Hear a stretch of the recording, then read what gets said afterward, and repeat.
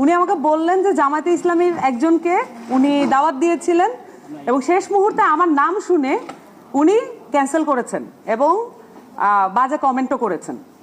আমার একটা টিভিতে টকশোর জন্য যাওয়ার কথা ছিল। টকশোতে যেটা হয় আর কি, দুজন মানুষ থাকে, দুজন মানুষ একে অপরের অপোজিশন থাকে এবং যাতে করে সঠিক বিষয়টা উঠে আসে, এইটার আর কি একটা টার্গেট থাকে যারা টকশো করেন।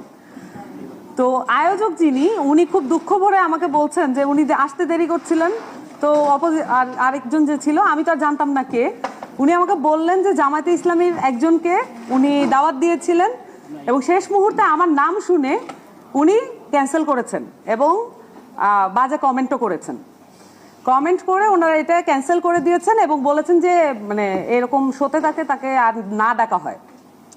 সো তারপরে উনি নিজেই এটাতে মানে ওনার সাথে মিসবিহেভ করেছে, তো যে আয়োজক ছিল উনি নিজেই এটাতে আসলে যথেষ্ট মর্মাহত ছিলেন। উনি নিজেই মেনে নিতে পারতেছিলেন না যে একটা মানে উনি বলছিলেন যে আমার রাজনৈতিক ক্যারিয়ারে এই প্রথম আমি এটা ফেস করলাম।